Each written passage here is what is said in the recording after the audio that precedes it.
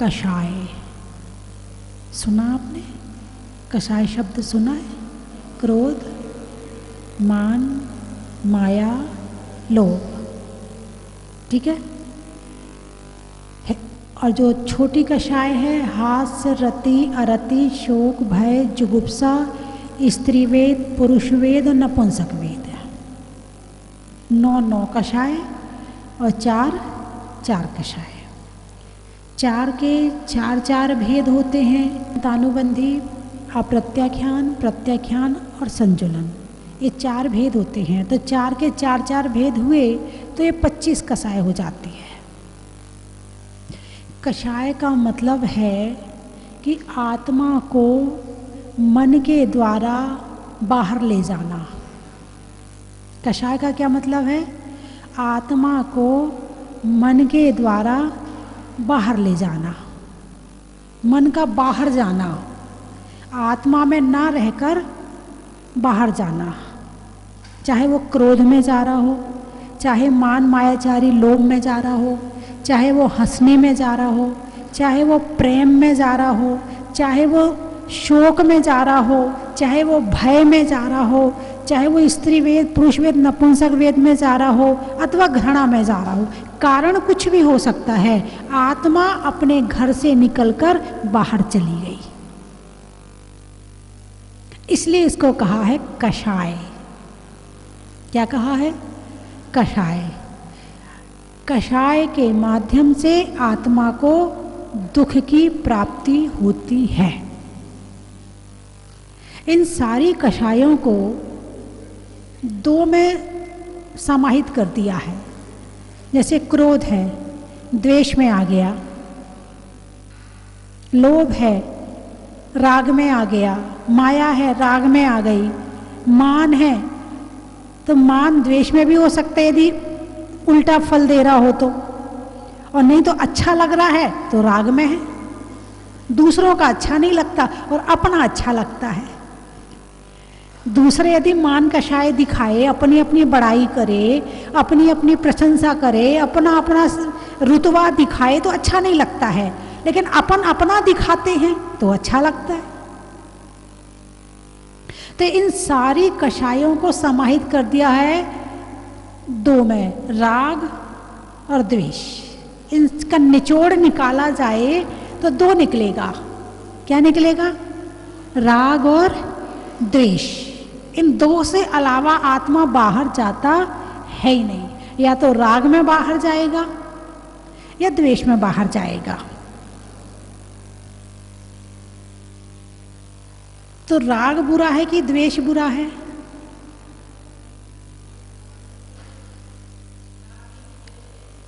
राग, थोड़ा अच्छे से सोच के बताओ, राग बुरा है कि द्वेष बुरा है? द्वेष बुरा है। क्या बुरा है? द्वेष बुरा है। इसका मतलब राग अच्छा है।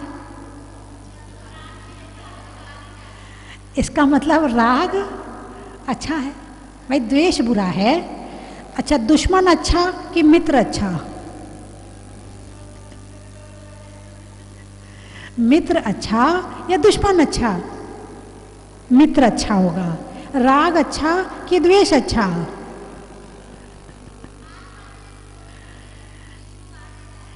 चाहे मित्र के कारण हो चाहे शत्रु के कारण हो, आत्मा अपने घर से बाहर है।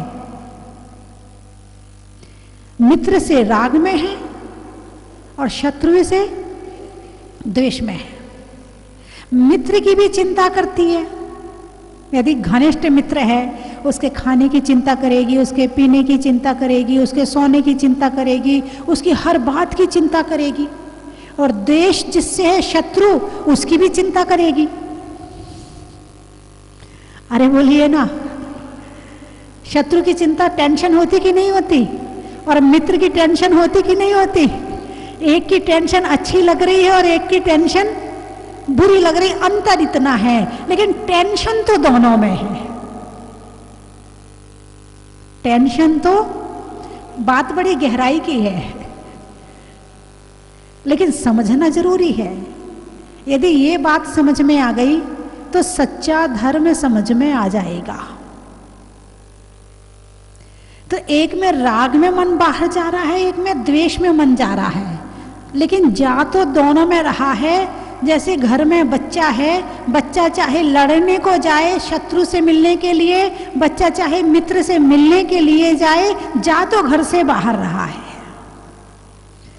ऐसे ही आत्मा अपने घर से बाहर जा रही है।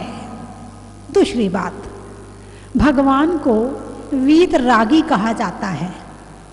क्या कहते हैं? वीतरागी भगवान। नाम तो सुना होगा आपने, शब्द तो सुना होगा कि भगवान कैसे होते हैं, वीतरागी।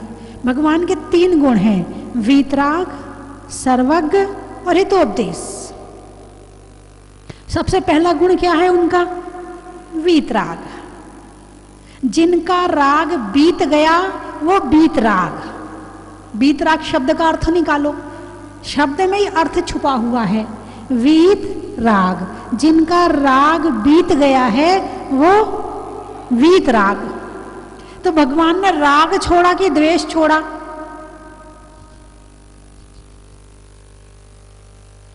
आपको राग बहुत मीठा लगता है, जो चीज आपको अच्छी लगे पकड़ लेते हो, उसको छोड़ने का प्रयास नहीं करते हो। वो चीज घर में ना हो तो बाजार से लाओगे क्योंकि वो अच्छी लग रही है। और भगवान ने उसी का ही त्याग कर दिया। कहीं पढ़ा आपने भगवान वीत द्वेषी होते हैं? हर जगह पढ़ा होगा भगवान वीतरागी होते हैं। तो इसका मतलब राग बुरा है, द्वेष बुरा नहीं है? अरे बोलिए ना। यदि राग गलत है, द्वेष सही है, तो आप राग को छोड़ दो और द्वेष को रख लो। ऐसा हो सकता है क्या? अच्छा चलो, तुम्हारे लिए राग अच्छा है, तुम वर्तमान समय में संसार में जी रहे हो, तो तुम्हारे लिए राग अच्छी चीज है। नहीं, प्रेम ना हो तो घर में कैसे जी पाओगे? जी नहीं सकते हो। राग के बिना एक क्षण नहीं रह सकते हो। तो अच्छा ऐसा करो कि राग अपने पास रख लो और द्वेष छोड़ दो। कि हम किसी भी चीज की से, संसार के किसी वस्तु से, संसार के किसी व्यक्ति से हम द्वेष नहीं करेंगे। चलो एक नियम ले लो, चलो राग नहीं छूट रहा तुमसे, कोई बात नहीं है, तुम द्वेष छोड़ दो।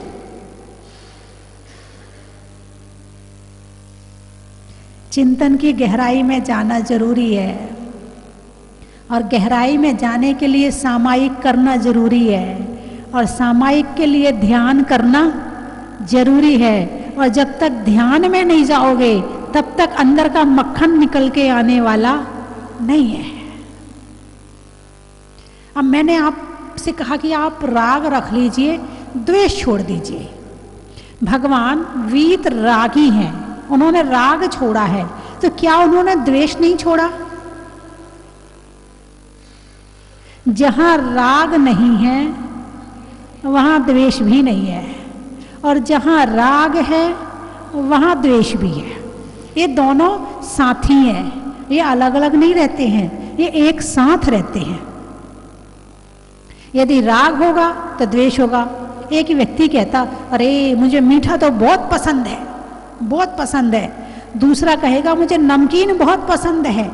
तो एक मीठा खा रहा है, दूसरा नमकीन खा रहा है।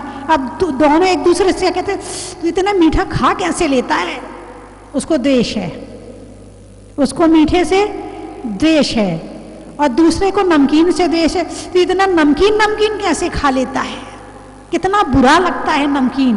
वो कहता है मीठा कितना बुरा लग रहा है। एक से राग, एक से द्वेष। आपको लाल रंग अच्छा लगता है तो नीले से द्वेष करोगे, नीला अच्छा लगता है तो लाल से द्वेष करोगे। जहां राग है वहां द्वेष है। संसार में व्यक्ति के शत्रु होते हैं, होते हैं ना, होते हैं ना। शत्रु कौन बनता है? जिनसे राग होता है, जिनसे मित्रता होती है, वही शत्रु बनते हैं। जो तुम्हारे पहचान के नहीं है, जिन्हें तुम जानते नहीं हो, जिनसे तुम्हारी रिश्तेदारी नहीं है, जिनसे तुम्हारा लेना देना नहीं है, क्या वो तुम्हारा शत्रु होगा? नहीं होगा। कौन होगा तुम्हारा शत्रु? जो राग करता, जिससे राग है उसी से द्वेष होगा।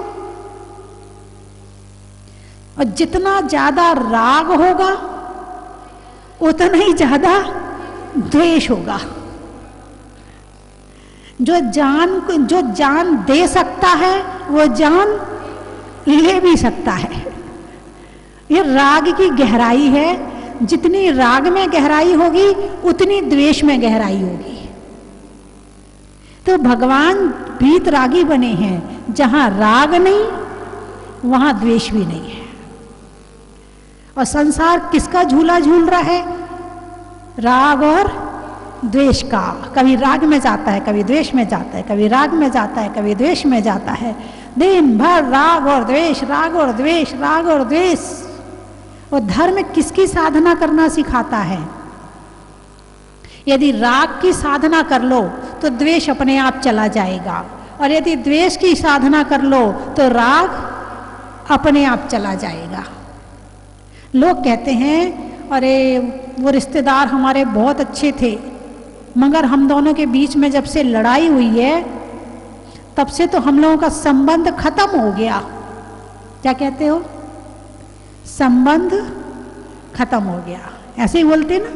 अरे बोलिए ना, हमारा तो आना जाना बंद हो गया, हमारा तो लेना देना, ऐसे बोलते ना, हमारा तो लेना देना बंद हो गया। ठीक है ना? अच्छा, आप मित्र को याद करते हो कि नहीं? करते हो। शत्रु को याद करते हो कि नहीं? उससे ज्यादा। जितना आप मित्र को याद नहीं करते हो उससे ज्यादा शत्रु को याद करते हो। आपने कहा संबंध खत्म हो गया, मैं कहती हूं संबंध ज्यादा हो गया। याद करनी तो बंद होता, बंद का मतलब जोड़, जोड़ का मतलब दो जनों का जोड़। तो याद कर रहे हो ना, तो संबंध है कि नहीं है? हुआ ना संबंध। और आप क्या कहते हैं? हमारा संबंध। और मैं कहती आपका संबंध ज्यादा हो गया। आप उसको पहले जितना याद नहीं करते थे आप उससे ज्यादा याद करते हो। उसकी चर्चा पहले नहीं करते थे मगर अब उसकी चर्चा रोज करते हो। ऐसे ही है ना? पहले भाई बुराई करने में तो चर्चा करनी पड़ेगी, प्रशंसा करने की आदत तो है नहीं है। जो तुम्हारे मित्र हैं उनकी प्रशंसा करना तुम्हें आता तो है नहीं है, लेकिन शत्रु की बुराई करनी बड़ी अच्छे तरीके से आती है।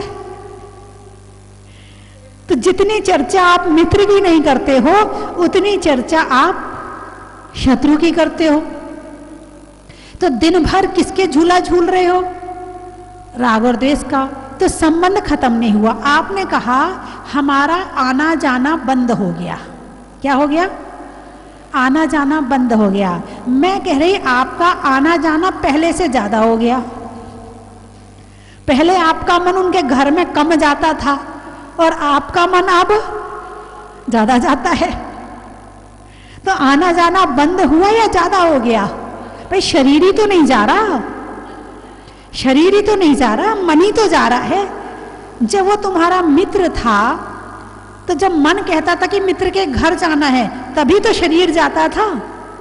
मन कहता था पहले कि मित्र के घर जाना है, फिर शरीर को लेकर मन उसके घर जाता था।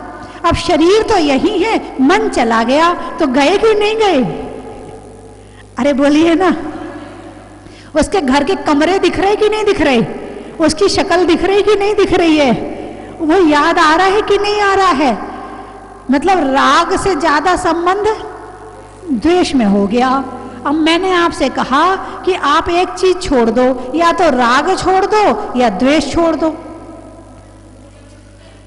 जब तक राग नहीं छूटेगा तब तक द्वेष नहीं छूटेगा। भगवान ने राग छोड़ दिया तो द्वेष अपने आप छूट गया। तो संसार में जो सारा खेल है केवल दो चीज का है, राग और द्वेष का है। आपको कहीं से कहीं भगा के ले जाता है, कहीं से कहीं लड़वा देता है, किसी के लिए कुछ भी करवा देता है। आप द्वेष में भी पाप करते हो और राग में भी पाप करते हो। बोलिए ऐसा है कि नहीं है? भाई अपना बेटा है, अब बेटा अपना है, अब वो फेल हो गया, अब इंसल्ट हो जाएगी, बेटा रो रहा है कि मैं फेल हो गया। अब आप क्या करोगे? स्कूल जाओगे, टीचर से बात करोगे, पैसा खिलाओगे, पास करवाओगे। पाप किया कि नहीं किया? हैं? और ऐसे एक नहीं, कई पाप करोगे बेटे के लिए। जिससे द्वेष होगा उसका बुरा सोचोगे तो भी पाप होगा। राग में भी पाप किया, द्वेष में भी पाप किया। यदि आपका और राग अच्छा है तो वो भी पाप करवा रहा है, तुम कहो द्वेष अच्छा है तो वो भी पाप करवा रहा है। हालांकि राग आपको अच्छा लगता है, ऐसी बात नहीं है, आप बहुत मीठे जहर को आराम से खाते हो। हाँ, जिससे हो राग हो तो जाए, उसे छोड़ने तैयार नहीं होते हो, उसके लिए आप कुछ भी करने तैयार हो जाते हो। और द्वेषी हो तो उसके लिए भी कुछ भी करने तैयार, उसको मिटाना है चाहे कुछ भी करना करे पड़े, ये द्वेषी का काम है। और जो राग है उसको बनाना है, चाहे घर की ईंट ईंट बिक जाए। मुझे तो बेटे को डॉक्टर बनाना है, चाहे घर बिक जाए। राग में भी वही किया और द्वेष में भी। क्रिया तो दोनों में समान चल रही है ना, बस एक अच्छी लग रही है और एक अच्छी, काम तो दोनों के बराबर है। यह है कषाय। राग भी आत्मा का ध्यान नहीं करने देता और द्वेष भी आत्मा का ध्यान नहीं करने देता। राग भी मंदिर नहीं जाने देता। अब बेटे से राग ज्यादा है, बेटे के पेपर चल रहे हैं, अरे बहुत चिंता होती है, बहुत टेंशन होती है। अब मंदिर भी आए तो पूजा कर रहे, टेंशन दिमाग में घूम रही, उसके पेपर चल रहे, भगवान अच्छे से पेपर हो जाए, भगवान अच्छे से पेपर हो जाए। ऐसा करते कि नहीं करते? ये राग की बात है। अब मंदिर आए, किसी से लड़के आए हो, हे भगवान उसका बुरा हो जाए, उसका बुरा हो जाए। बोलिए करते कि नहीं करते? ऐसा बिल्कुल करते हैं। द्वेष में भी भगवान से मांगा और राग में भी भगवान से मांगा। मांगा तो दोनों में ना, एक में जरा उसका भला मांग लिया, एक में बुरा मांग लिया। मांगा तो दोनों के लिए, एक के लिए उसके हितकारी मांग लिया, एक उसका अहितकारी मांग लिया। अब तुम्हारे मांगने से उसका हित हो और ना हो ये कोई गारंटी नहीं है, और तुम्हारे मांगने से उसका अहित हो और ना हो ये कोई गारंटी, मगर दोनों में पाप तो होता ही है। लोग कहते ना, अरे हम कुछ करते तो है नहीं, भगवान किसी का बुरा तो किया नहीं, भगवान हमने ऐसा तो किया नहीं, हमारे इतने कर्म उदय में आ रहे हैं। अब जो मैंने बताया उस हिसाब से सोचिए, कर्म कर रहे हो नहीं कर रहे हो, पाप का बंध चल रहा है नहीं चल रहा है? चल रहा है, 24 घंटे चल रहा है, सोते सोते चल रहा है। हैं? कोरोना बीमारी आ गई है, लोग कहते अरे हमने कोई पाप नहीं किया, हमारे उनको क्या हो गया? तुम्हें क्या पता है मन कितना पाप करवाता है? तुम्हें तो लग रहा है सामने वाला सो रहा है, मगर वो सपने में कितने पाप कर रहा है तुम्हें नहीं पता है। तुम्हें तो लग रहा है वो दुकान गया है, मगर वहां कितना पाप हो रहा है पता नहीं लग रहा है। कितना पाप सोच सोच के कर लेते हैं। 24 घंटे में ना जाने पुण्य कितना करते हैं और पाप कितना करते हैं। पुण्य कितना करते हो? ये गारंटी है कि मंदिर में आके पुण्य ही करते हो? हैं? मंदिर में आकर पुण्य ही करते हो? क्या तुम इस बात की गारंटी देते हो कि मंदिर में बैठे हैं तो पुण्य ही चल रहा है? क्योंकि पुण्य का बंध होगा भावों से, और भाव कहाँ है? मंदिर में या बाहर? किसी की बुराई में या चर्चा में? किसी और के लिए भाव चल रहे हैं तो पाप का बंध, और अपने लिए भाव चल रहे हैं, भगवान के लिए चल रहे हैं तो पुण्य का बंध। अब आप देख लो कि मंदिर में जाके क्या करते हो। बड़े सावधान होकर जिंदगी जीनी पड़ती है। इस जिंदगी को यदि सावधानी से नहीं जियोगे, जैसे गाड़ी है, गाड़ी चलाते हुए ड्राइवर बहुत सावधान रहता है। सामने से इतनी गाड़ियां आ रही हैं जा रही हैं, मगर इतना होशियार रहता कि कैसे निकालना है बीच में से, कैसे काटना है, कैसे करना है, बड़ी होशियारी से गाड़ी को ड्राइव करता है। लेकिन तुम अपने जीवन रूपी गाड़ी को कैसे ड्राइव कर रहे हो? कहीं ये तिरंज गति के गड्ढे में तो नहीं गिर जाएगी? कहीं ये नरक गति के गड्ढे में तो नहीं गिर जाएगी? यही गड्ढे मिल रहे हैं, बाद में मिलेंगे वो तो बात अलग है। यही टेंशन के गड्ढे में पड़ जाते हैं जाके, जिससे नहीं बोलना होता है कुछ उससे ही बोल जाते हैं, फिर करते रहते हैं टेंशन। पहले लड़ाई झगड़े कर लेंगे, फिर टेंशन करते रहेंगे। अरे बोलने के पहले सावधान हो जाओ ना, क्या बोलना है। बोलने के पहले सावधान हो जाओ, क्या बोलना है, कितना बोलना है, क्या करना क्या नहीं करना, सावधान हो जाओ। तो कम से कम तुम भी टेंशन से बचोगे और सामने वाला भी टेंशन से बचेगा। खाते हुए सावधान हो जाओ कि क्या नुकसान कर रहा है क्या नहीं कर रहा है, तो स्वस्थ रहोगे, बीमारी से बच जाओगे। ना खाने में सावधान, ना बोलने में सावधान, ना देखने में सावधान, ना सुनने में सावधान, और यही असावधानी फिर दुख का कारण बनती है, कर्म बंध का कारण बनती है। वर्तमान को भी दुखी कर देती है और भविष्य को भी दुखी कर देती है। वर्तमान बुरा किया तो वर्तमान में कर्म बंध हुआ और वर्तमान दुखी हुआ। अब वो कर्म जब उदय में आएगा तब भी दुखी करेगा। फिर हम सोचेंगे अरे हमने ऐसा कोई काम तो किया नहीं, अरे कैसे नहीं किया, किया है। ये राग और द्वेष को कंट्रोल करना मुश्किल तो है, असंभव नहीं है। यदि भगवान कर सकते हैं तो हम भी कर सकते हैं। लेकिन एक कषाय हावी है, इनको जरा कमजोर करो और अपनी आत्मा के भावों को हावी करो तो ये राग द्वेष कंट्रोल में आएगा, वरना ये कंट्रोल में आने वाला नहीं है। जो इष्टोपदेश ग्रंथ चल रहा है उसमें क्या आचार्य पूज्यपाद स्वामी ने बताया है, यही बताया। पूरे 50 श्लोकों में इसी की चर्चा करी। राग द्वेष द्वयी दीर्घा नेत्राकर्षण कर्मणा, कि राग द्वेष रूपी दो रस्सियां हैं। जैसे आपने पहले देखा होगा कि दही बिलोते थे, बड़े बड़े मटके होते थे तो उसमें रस्सी बांध देते थे, फिर एक रस्सी यहाँ खींची फिर पीछे गई, फिर एक अधर गई, तो राग द्वेष द्वयी दीर्घा नेत्राकर्षण कर्मणा।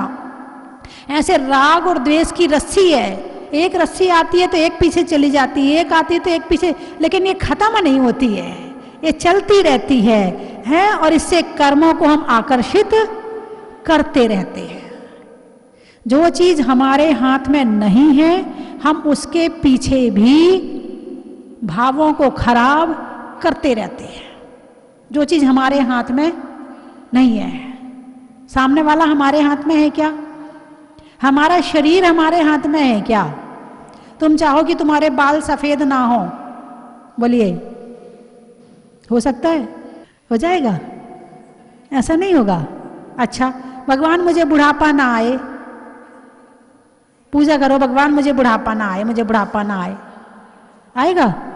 अच्छा, पुरुषों के सिर के बाल उड़ते हैं, बहुत टेंशन होती है, हैं? अब वो सोचे मेरे बाल ना उड़े, एक छत्र चढ़ा दूं मैं, नहीं, कुछ नहीं होगा।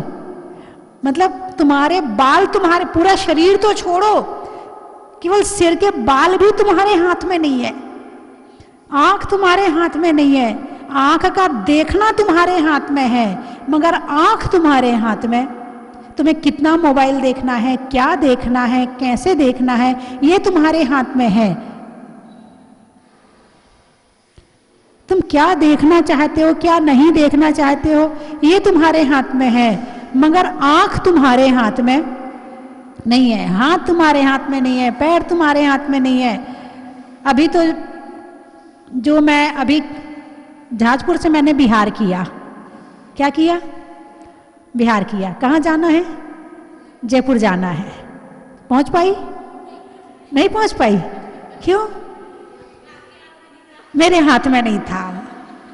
भाव बनाना मेरे हाथ में है, चलना मेरे हाथ में है, लेकिन होना और नहीं होना कर्म के हाथ में है। उसमें परेशान जब ना हो ना तो परेशान मत होना। ऐसा मेरे साथ पहली बार नहीं हुआ। जब से जहाजपुर आई हूँ ना, जब से भगवान मुनि सुब्रतनाथ भगवान के चरणों में आई हूँ ना, तब से ये चौथी बार हो रहा है। पहले भी मैंने जब वहाँ पर शुरू में सन 13 और 14 में थी तो मैंने 3 बार बिहार किया और 50-50 किलोमीटर दूर चली गई कि मुझे भीलवाड़ा जाना है। मैं भीलवाड़ा अभी तक नहीं पहुँच पाई, खींच के वापस बुला लिया भगवान ने, और अभी भी जयपुर नहीं पहुँच पाई। और अभी कोई बता रहा था मुझे, बोले जब जयपुर में आपके आगमन के लिए जयपुर समाज की मीटिंग हो रही थी तो यहाँ के मंत्री जी ने खड़े होकर कहा, बोले आना माता जी के हाथ में है लेकिन जाना बाबा के हाथ में है। और उनकी बात भी सत्य हो गई। आप देखिए कोरोना की जो गाइडलाइन आई, कब आई? जिस दिन मुझे यहाँ पहुँचना है। रास्ते में कितना रुकना है, कहाँ रुकना है और कब यहाँ पहुँचना है, ये भी। तो कुछ बहुत सारी चीज़ें हमारे हाथ में नहीं है। हमारे हाथ में केवल भाव बनाना है। हम जितने अच्छे भाव बना सकें उतने अच्छे भाव बनाएं, और भाव अच्छे बनाएंगे तो सब काम अच्छा अच्छा होता जाएगा। भाव बुरे मत बनाओ। भाव बुरे बनाए जो होना भी होगा वो भी नहीं होगा, और भाव अच्छे बनाते रहो, जो नहीं भी होना होगा अच्छा काम वो भी हो जाएगा और बुरा टल जाएगा। तो मेरी बात आपकी समझ में आई? इष्टोपदेश का सार क्या है? राग और द्वेष को कम करना। अभी आपकी छोड़ने की क्षमता नहीं है, जिस दिन छूटेगा उस दिन आप दीक्षा ले लोगे। अभी वीतरागी पूर्ण रूप से होना अभी संभव नहीं है।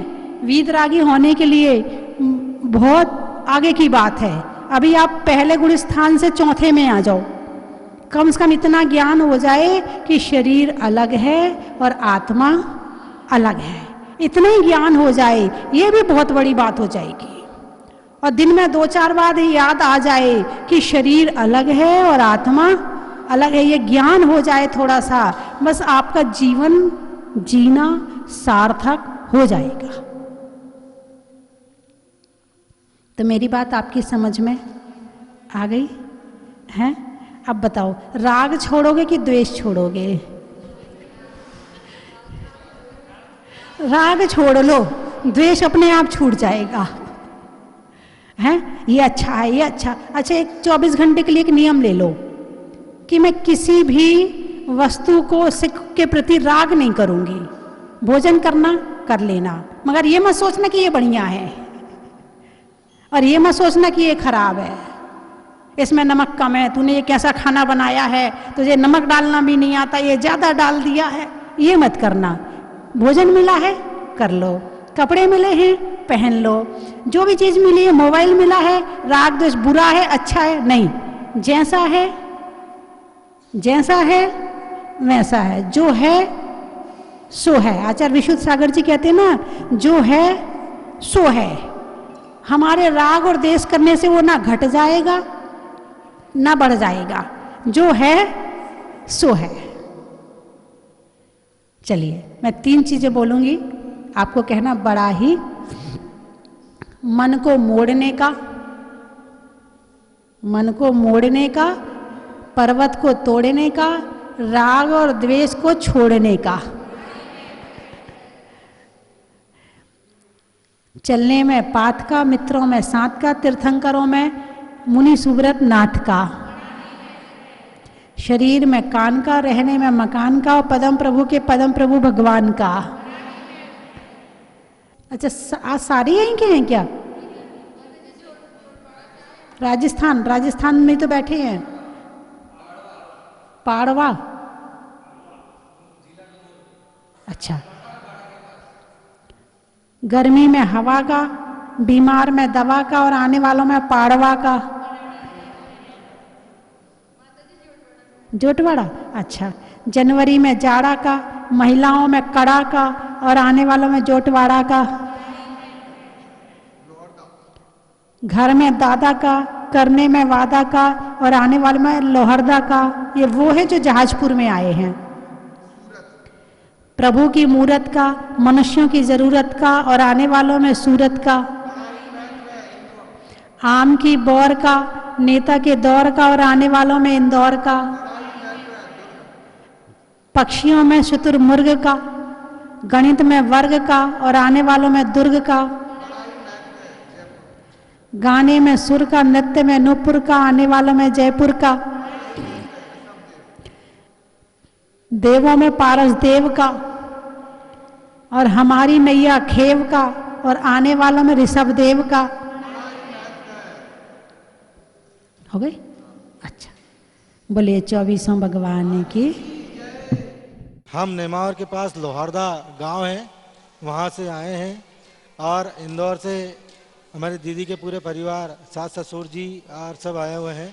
यहाँ आने के बाद एक अलग ही अद्भुत ऊर्जा का संचार हो रहा है माता जी। और एक बात है कि हमारी मम्मी की बहुत इच्छा थी, 2 बार मेरे कारण से कैंसिल हो गया था, पर सफ़र में इतना अच्छा मौसम मिला, बारिश मिली और 2 दिन हो गए किसी को कोई सर्दी जुकाम नहीं, जबकि खूब बारिश हो रही है। हमको रास्ते में बारिश मिली और यहाँ पर बार बार आने का मन करता है। ऐसा अद्भुत मंदिर, ऐसा अद्भुत प्रतिमा, कहीं भी और भी तीर्थ क्षेत्र सब दूर जाते हैं, पर यहाँ पर जो मुनि सूरत बाबा की जो एक प्रतिमा है जो अपने आप में अपनी ओर आकर्षित करती है।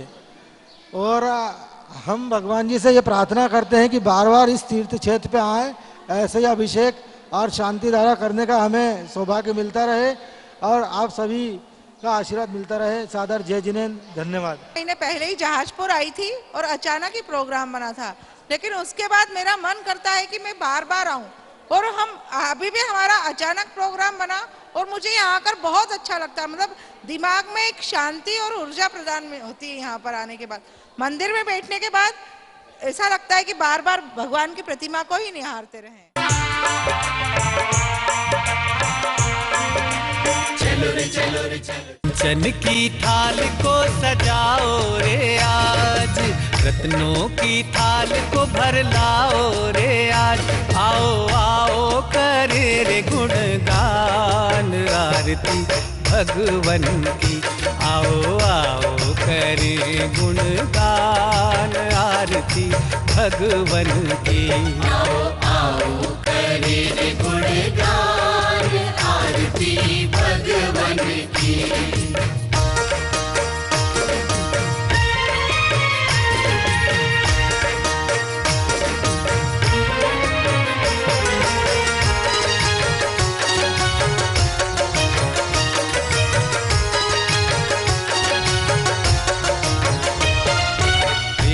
सुमित्र के राज दुलारे, माँ पद्मा जी के नैनों के तारे।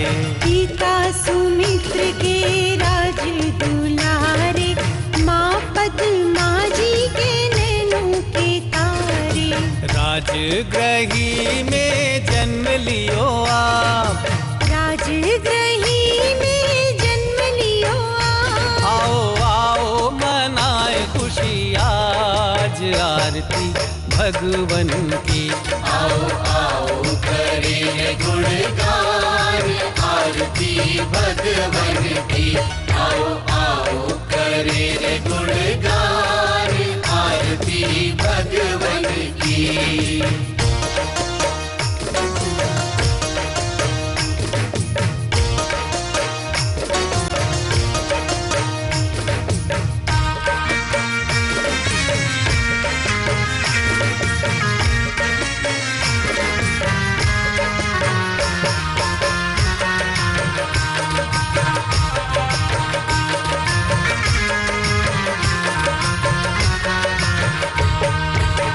कपूर बाती से ज्योति को जला के, प्रभुवर के चरणों में शीश को नवा के।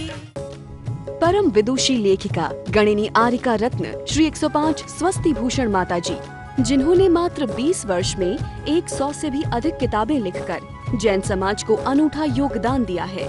बड़े बड़े विधान जैसे कल्पद्रुम महामंडल विधान, सिद्ध चक्र महामंडल विधान, इंद्रध्वज महामंडल विधान एवं विशेष जिनपद, पूजांजलि आदि महत्वपूर्ण साहित्य बहुत ही सरस, सरल व सुबोध